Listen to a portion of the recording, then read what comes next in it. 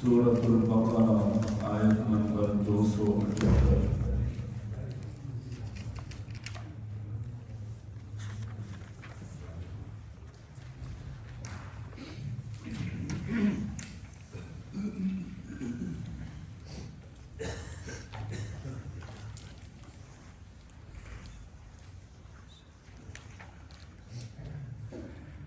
أعوذ بالله من الشيطان الرجيم أعوذ بالله من الشيطان الرجيم بسم الله الرحمن الرحيم بسم الله الرحمن الرحيم يا أيها الذين آمنوا اتقوا الله يا الذين آمنوا الله وذروا ما بقي من الربا إن كنتم مؤمنين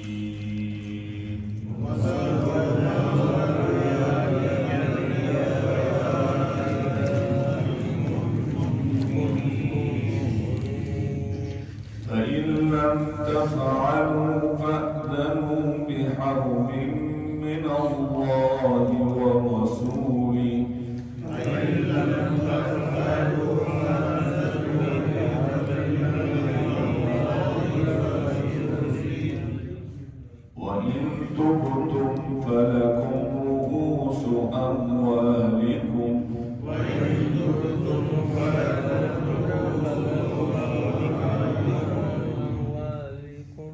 لا تظلمون ولا تظلمون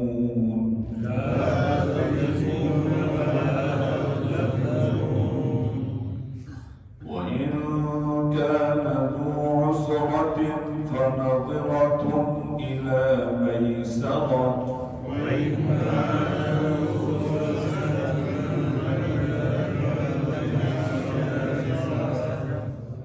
وأن تصدقوا خير لكم إن كنتم تعلمون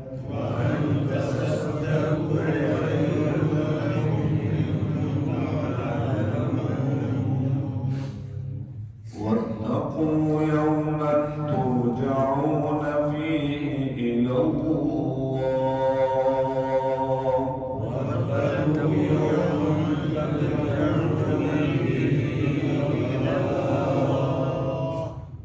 ثم توفى كل نفس ما كسبت وهم لا يظلمون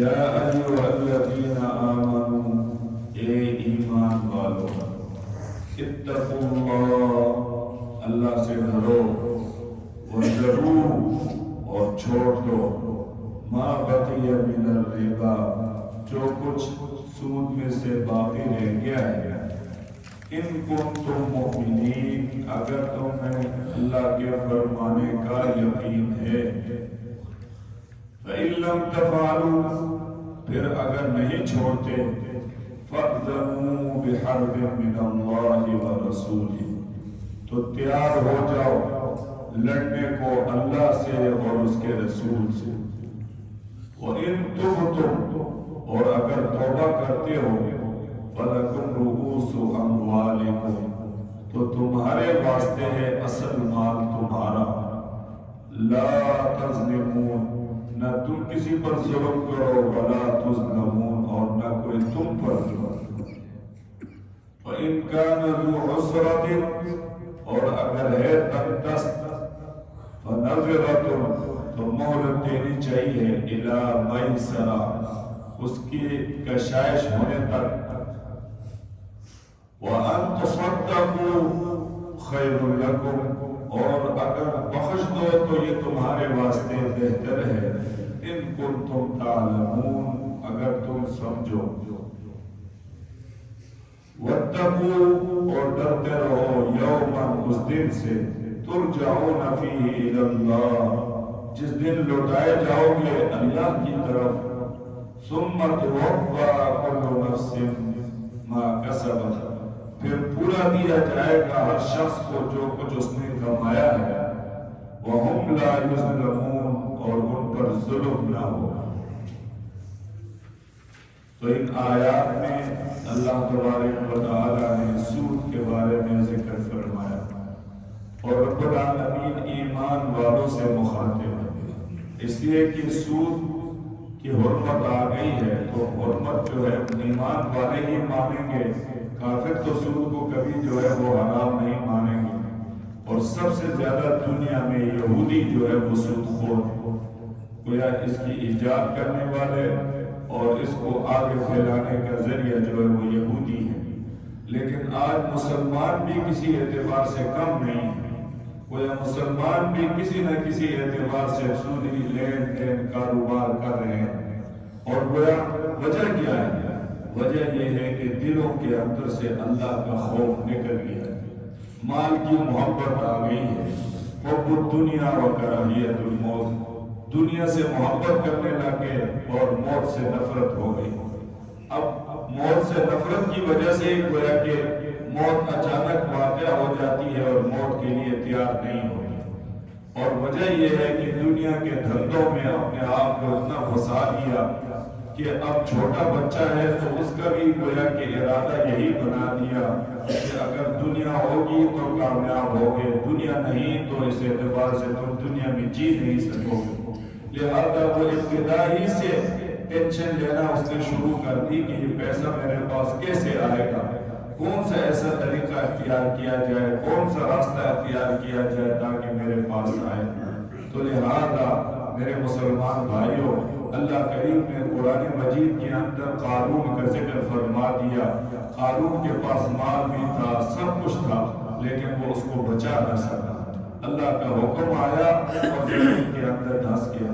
لہذا اس سے ہم عبرت حاصل کرنی چاہیے، لیکن وجہ یہ ہے کہ ہمارا دھیان اس طرف نہیں جا رہا، ہم نے دین سے اپنے آپ کو دور کر دیا ہے، اور دین سے جب دور کر دیا تو دنیا پرستی آ گئی، اور دنیا پرستی کی وجہ سے ہم دنیا والوں کو دیکھ کر پیچھے پیچھے جو ہے وہ کر رہے ہیں اور اسی طرف اپنے آپ کو دھکیل رہے ہیں۔ تو اس لیے رب العالمین فرماتے ہیں یا ایھا الذین آمنوا اتقوا اللہ، اے ایمان والو اللہ سے ڈرو۔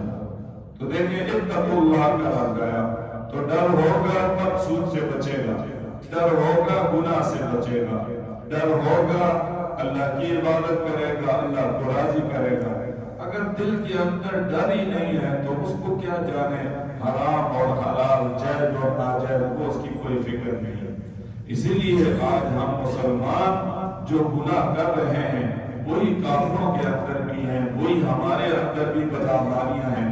کافر ہمیں دیکھ کر گویا وہ یہ سمجھتے ہیں کہ ان میں اور ہم میں کیا فرق ہے، ایک کلمہ انہوں نے نہیں پڑھا، باقی وہ ہمارے دل کے جو ہے روزمرہ کے اعمال دیکھ کر وہ یہی کہتے ہیں۔ تو میرے مسلمان بھائیوں، اپنے آپ کو بدلنے کی ضرورت ہے تاکہ ہمارا ظاہر بھی ہمارا باطن بھی اسلام کے مطابق ہو جائے۔ اللہ رب العالمین اسی لیے فرما رہے ہیں اتقوا اللہ، اللہ سے ڈرو۔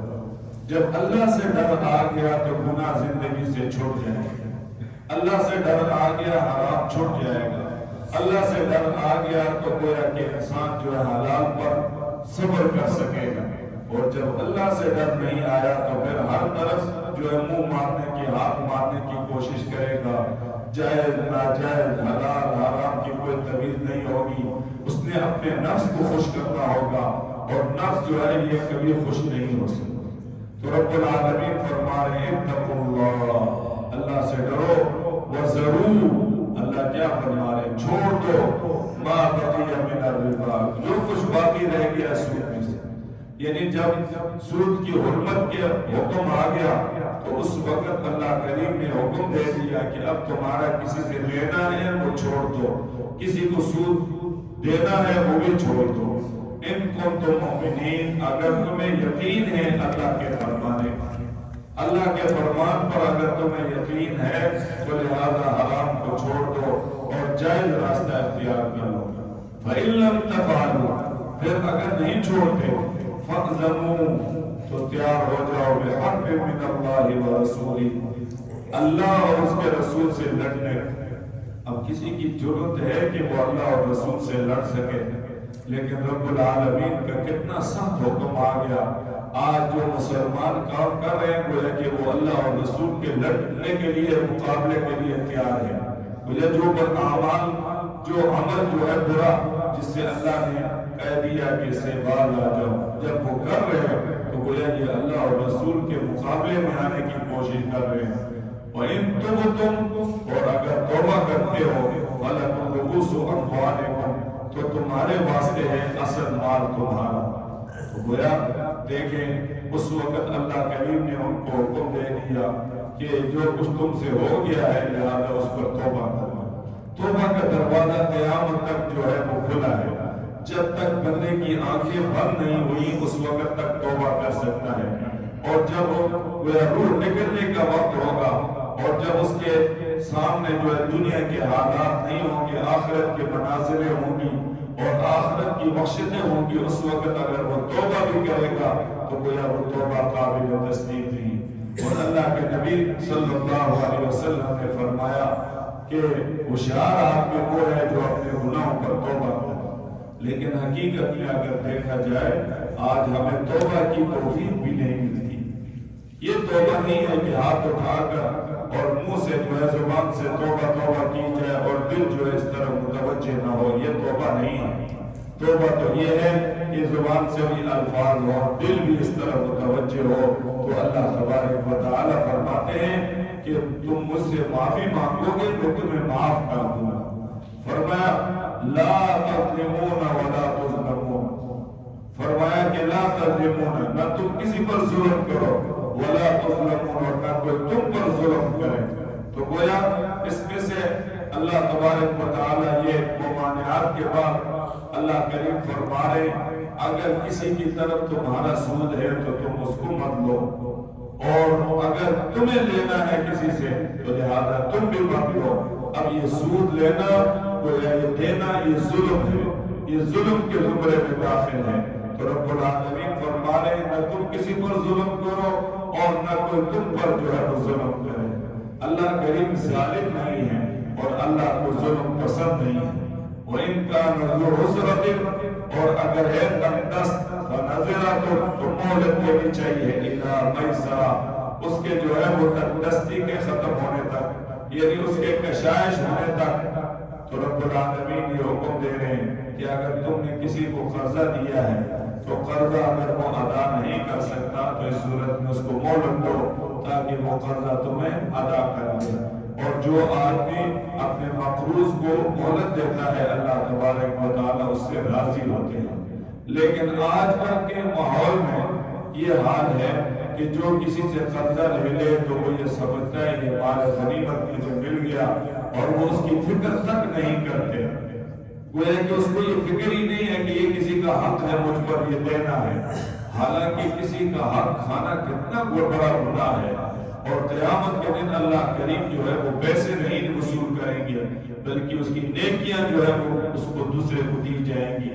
اور گویا کہ اگر نیکیاں ختم ہو گئی ہیں تو اس آدمی کے گناہ جو ہے اس کے پڑھنے میں ڈالے جائیں گے. اور بندہ اس وقت ایک ایک نیکی کے لیے ترس رہا ہو، ایک نیکی کے لیے ڈھونڈ رہا ہوگا. نہ اس وقت ماں کام آئے گی، نہ باپ کام آئے گا، نہ بھائی کام آئیں گے، نہ اولاد کام آئے گی، لہذا کوئی بھی کام نہیں ہے. وَأَن تَصَدَّقُوا، اور اگر بخش دو تو خیر لکم، تمہارے لیے بہتر ہے.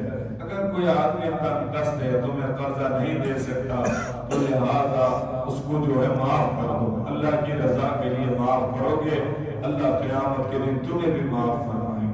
حدیث میں نبی کریم صلی اللہ علیہ وسلم فرماتے ہیں کہ جتنا تم دنیا میں دنیا والوں کو معاف کرو گے اللہ کریم تمہیں بھی معاف کرے. تو لہذا بندہ ہر دن جو ہے اپنے سونے سے پہلے یہ کہے کہ یا اللہ جس نے بھی مجھ پر ظلم کیا ہے میں نے اس کو معاف کر دیا، جو بھی مجھ پر جو ہے زیادتی کرنے والا ہے میں نے اس کو معاف کر دیا۔ تو یہ معاف کرنے کا گویا کہ یہ اللہ تبارک و تعالیٰ جس کو توفیق دے دے اور وہ یہ ایسا عمل کرے گا، اللہ تبارک و تعالیٰ کو ایسا بندہ جو ہے وہ بہت ہی محبوب ہے۔ تو وَأَن تَصَدَّقُوا خَيْرٌ لَكُمْ، اگر تم بخش دو تو یہ تمہارے لیے بہتر ہے، اِن كُنتُمْ تَعْلَمُونَ، اگر تم کو سمجھ ہو۔ تو جس کو سمجھ میں آ جائے کہ یار یہ دنیا میں مجھے ملا یا نہ ملا، لیکن آخرت میں اگر اللہ کریم مجھے معاف کرتے ہیں تو یہ میرے لیے بڑی سعادت ہے۔ فرمایا وَاتَّقُوا، کیا کرتے رہو؟ ڈرتے رہو۔ وَاتَّقُوا، ڈرتے رہو، یوم، اس دن سے، ترجعون فیہ الی اللہ، جس دن لوٹائے جاؤ گے اللہ کی طرف، سب کو اللہ کی طرف لوٹایا جائے گا۔ اور فرمایا ثم توفی کل نفس، پھر پورا بدلہ دیا جائے گا ہر شخص کو ما کسبت، جو کچھ اس نے کمایا ہے۔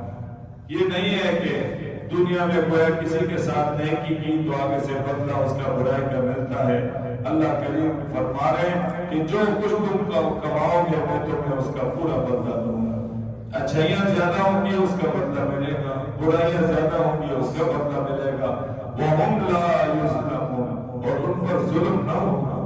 گویا کہ اللہ کریم جو ہے ظلم کو پسند نہیں فرماتے، تو ذرہ برابر بھی کسی کے اوپر ظلم نہیں ہوگا۔ دنیا کے اندر تو یہ ہے کہ کرتا ایک ہے، دھرتے کسی اور کو، لہذا افراد کو وہ جو ہے لانے کی کوشش کرتے ہیں۔ اب ایک مظلوم ہے اس کو بھی پکڑ لیا اور ایک ظالم جو ہے اس کو چھوڑ دیا، لیکن اللہ کی عدالت میں ایسا نہیں ہوگا۔ اللہ کریم فرما رہے وَهُمْ لَا يُظْلَمُونَ، ان پر ظلم نہ ہوگا۔ اللہ تبارک و تعالی سب کو سمجھ نصیب فرمائے۔